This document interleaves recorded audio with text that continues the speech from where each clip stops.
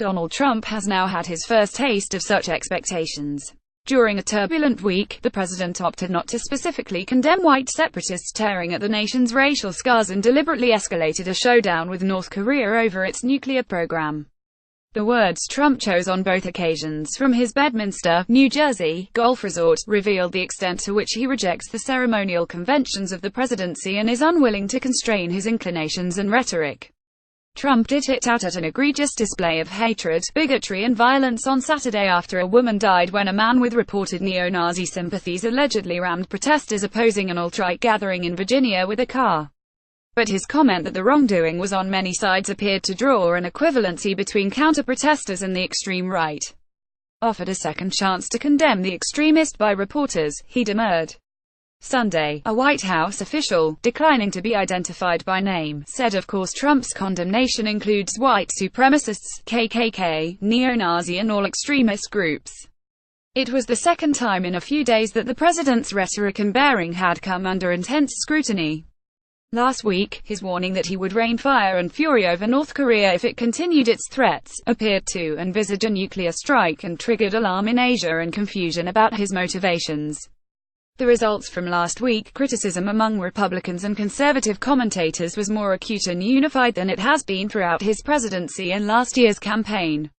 Vice President Mike Pence and other White House officials defending Trump over his reaction to the Charlottesville incident and his comments on North Korea, as well as surprising remarks about a military option in Venezuela on Friday, had a common problem. They were called upon to explain, defend, and often reshape the president's remarks after his rhetoric had crossed conventional lines. Pence came to the president's defense during a news conference in Columbia on Sunday night, but was far more specific than his boss was the day before. "We have no tolerance for hate and violence from white supremacists, neo-Nazis or the KKK," Pence said, calling them dangerous fringe groups. But Pence also came back to her familiar target, the media, blaming news coverage for criticism of his boss. "I will say I take issue with the fact that many in the national media spent more time criticizing the president's words than they did criticizing those who perpetrated the violence to begin with," Pence said. The power of presidents is limited by the Constitution and political circumstances. But at times of national tragedy and political extremes, the presidency takes on ceremonial and pastoral dimensions, as the occupant of the Oval Office typically channels and shapes public emotion. In such cases, presidential rhetoric can be a weapon, or a salve. Sometimes presidents have summoned national resolve, like Franklin Roosevelt after Pearl Harbor or George W. Bush after the horror of September 11, 2001. At other times, presidents have reached for poetry to comfort the country's hurting soul, like Ronald Reagan after the Space Shuttle Challenger disaster in 1986 or Bill Clinton after the Oklahoma City bombing in 1995. Trump did not take either option on Saturday. And an outpouring of criticism of his response to the events in Charlottesville, Virginia, and to a lesser extent his North Korea rhetoric, suggests that discomfort with his performance is unusually bipartisan. The president's failure to single out white extremism was all the more notable because he's hardly been wary of doling out criticism in many other spheres. His entire political method is based on identifying enemies and going on the attack, from Jeb Bush, to Rosie O'Donnell to Hillary Clinton to Mitch McConnell. And it's not the first time that he has been slow to condemn the rhetoric of the extreme right. He equivocated before repudiating former Ku Klux Klan Grand Wizard David Duke during the White House race. Trump has also not been slow to identify attacks abroad as part of a terrorist plague even while they were still unfolding. But he has yet to define Saturday's assault as an instance of white supremacist domestic terrorism.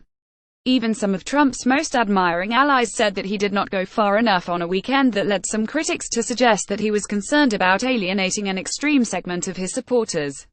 "I think he needed to be much harsher relating to the white supremacists. It's terrorism. You have to call that stuff out," said Anthony Scaramucci, who briefly served as White House Communications Director, on ABC's This Week. Colorado Sen. Cory Gardner led the criticism on CNN's State of the Union. "I think the president needs to step up today and say what it is. And call it for what it is. It's evil. It's white nationalism. It's bigotry and it's unacceptable. And if he doesn't do that, then we can continue to answer the question of why." After Trump threatened North Korea, and appeared to draw a red line based on North Korean threats, the White House was left scrambling.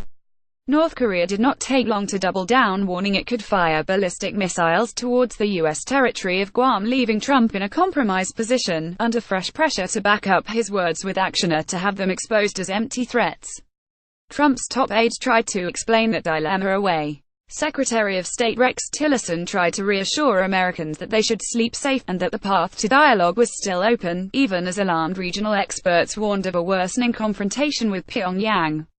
Then Defense Secretary James Mattis pulled back Trump's red line, redefining it by warning Pyongyang it should cease any consideration of actions that would lead to the end of its regime and the destruction of its people. But Trump's North Korea rhetoric was not the only time last week he rocked the foreign policy community. On Friday, condemning the government of President Nicolas Maduro for human rights abuses and curtailment of political freedoms in Venezuela, Trump warned that he had military options to deal with the situation. Trump has consistently argued that past U.S. foreign policy approaches have failed, and promised to be more unpredictable. But his rhetoric appears to be getting way out ahead of his administration's foreign policy process. The question now, amid rising criticism of his approach at home and abroad, is whether Trump will hold his line. No one who has watched his political career up to now will expect him to change.